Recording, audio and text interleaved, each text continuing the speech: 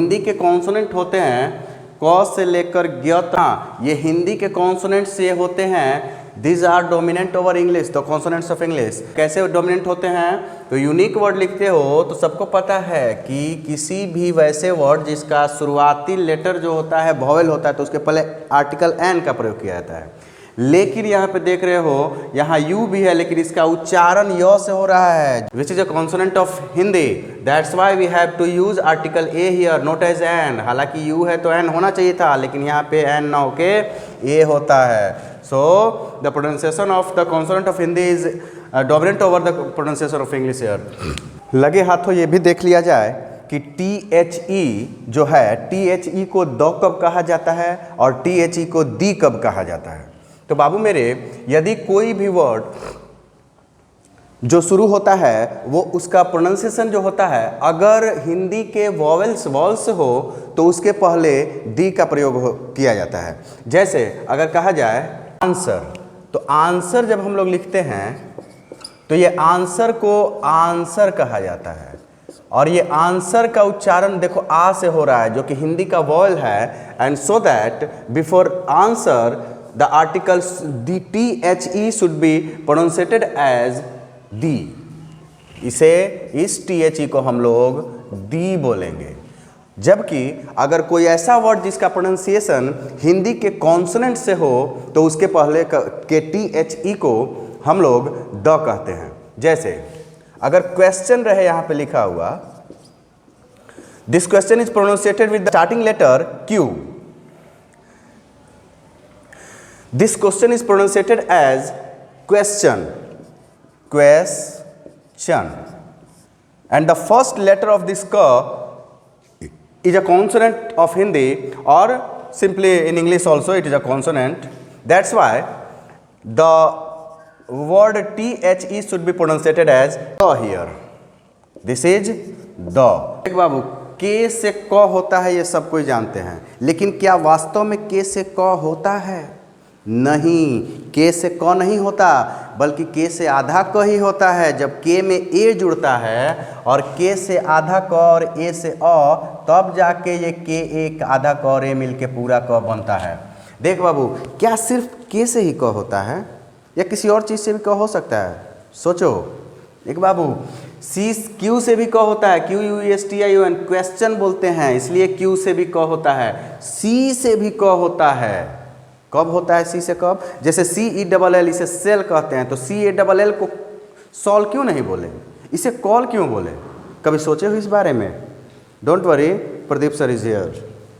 देख बाबू, यदि सी के बाद ए ओ यू के एल या टी रहे, क्या रहे? ए ओ यू के एल या टी रहे, किसके बाद? सी के बाद, तो उसका उच्चारण क होता है। जैसे CAT, सी के बाद ए है तो इसे कैट बोलते हैं, COT के सी के बाद ओ है इसे कॉट बोलते हैं, CUT सी के बाद यू है इसे कट बोलते हैं, PAC के यहाँ सी के बाद के है इसे पैक बोलते हैं, PA से पै, सी के से क, EXACT एग्जैक्ट, सी के बाद टी है इसलिए एग्जैक्ट बोलते हैं। चलो यहाँ जाओ, KH ख के लिए इंग्लिश होता है KH, ग के लिए G, घ के लिए GH, अंग के लिए NG। अब आ जाते हैं C चौ, तो चौ के लिए इंग्लिश होता है CH, लेकिन क्या किसी और चीज़ से CH होता है? टी से भी चौ होता है। कब? यदि टी के बाद URE रहे, क्या रहे? URE। जी हाँ, टी के बाद URE रहे तो उसे चर कहा जाता है। जैसे नेचर, फ्यूचर, एडवेंचर। देखो नेचर है ना, NATURE, तो टी के बाद देखो URE है इसलिए इस TURE को चर बोलेंगे। टी के बाद URE रहता है तो चर बोला जाता है, टी के बाद IUN रहता है तो सन बोला जाता है। छ के लिए कहा जाता है CHH, जौ के लिए जे होता है, ये तो सभी जानते हैं। लेकिन क्या एक्स से जौ हो सकता है? जरूर होता है। जे से जौ हो सकता है, जेड से जौ हो सकता है, जी से जौ हो सकता है, एस से जौ हो सकता है, होगा, देखते हैं। देखो JEBRA जेब्रा, जेड से जौ, XEROX जेरोक्स, इसे जेरोक्स कहते हैं तो यहाँ एक्स से जौ हुआ। यहाँ जी के बाद ई है, देखो जी से भी जौ होता है कब? यदि जी के बाद ई हो और वो लास्ट में हो तभी उसे जौ बोलेंगे। कहीं कहीं बीच में भी रहता है तो उसे जॉब बोला जाता है, but this is not the fixed rule. But if G is present after G and at the last place, on that case we have to pronounce it as jaw always. देखो यहाँ पे PAGE है तो इसे G के बाद E है, इसे पेज बोलेंगे। RAGE, RA के बाद G के बाद E है यहाँ तो रेज बोलेंगे। देखो GE लास्ट में भी है और G के बाद E भी है, इसलिए इसे रेज बोलते हैं। कहीं कहीं जैसे जिंजर में G के बाद E है तो इसे जॉ बोलेंगे, लेकिन ये हमेशा प्रभावी नहीं है। लेकिन G के बाद E हो और लास्ट में हो तो जॉ होता है। आ जाओ यहाँ पे S से जॉ कैसे होगा भाई, ये तो बड़ा अजीब बात है, कैसे हो सकता है S से jaw? I never have heard like this. देखो तो सुनोगे कैसे, आज तो सुनोगे ना प्रदीप सर के एलिमेंट्री इंग्लिश क्लास में। देख बाबू, एस से जॉ कब होगा? यदि G, double G, IE, YE, BE इन सब के बाद डबल E इन सब के बाद अगर एस रहे तो उस एस का उच्चारण सौ ना होके जॉ होता है। देखो कैसे, अभी मैंने बोला था BAGS, क्या बोलोगे? बैग्स। गलत हो जाएगा, वो बैग्स नहीं है, एक कटा हुआ है, बैग्स होता है, because S is present just after G, और यदि जी के बाद एस हो तो that is called S, that is called jaw, not saw. वैसे ही ई डबल जी, देखो डबल जी के बाद भी एस रहे तो उसे एक्स नहीं एग्स कहा जाएगा। आई ई के बाद अगर एस रहे तो सॉ नहीं जॉ कहा जाएगा। Just like that if S is present before Y that is not race, that is rays, because if S is present just after Y that S is called as jaw, not as saw.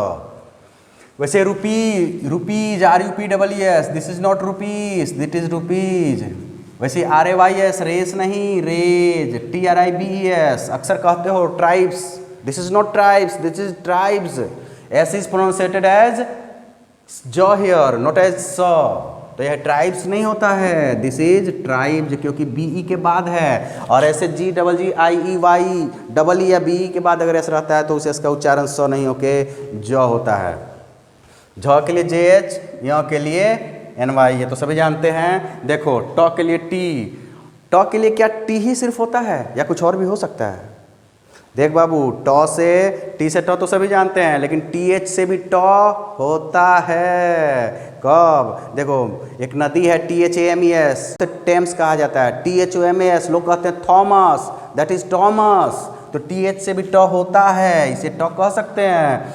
ठ के लिए TH, ड के लिए DOS, जानते ही हो, नहीं जानते हो तो सारा पिक लेके इसे जरूर याद कर लें। चाहे आप अगर कोई गार्जियन भी हैं तो उसे याद कर लें, इसलिए इसे, क्योंकि ये सब बेसिक जानकारियाँ तो है ही। And the students of competitive listen here, इसे सबको पिक लेकर और याद करते रहना, क्योंकि इन सब चीज़ों में कॉम्प्लिकेशन होते हैं, पढ़ने में प्रॉब्लम होते हैं, दिख रहा होगा।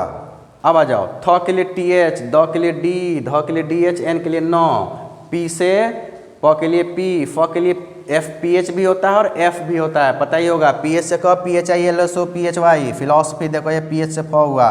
फैट कैसे? फॉक्स, F से फ कैसे? तो FAT, इसे F से भी फ हो गया यहाँ पे। ब के लिए ब, B, भ के लिए BH, M के लिए M से म यानी म के लिए M। वैसे ही Y के लिए R, L के लिए ल, W के लिए W और V दोनों होता है। देखो VERY, that is not very, very नहीं कहते इसे, इसे वेरी कहते हैं। सो V इज प्रोनाउंसिएटेड एज व हियर, नॉट एज भ। तालव्य स के लिए SH तो होता ही है, we all know that, but T is also pronunciated as saw. When यदि T के बाद IOIE ये रहे तो उसे स कहा जाता है। कौन सा स? तालव्य स, ना कि ट। देखो यहाँ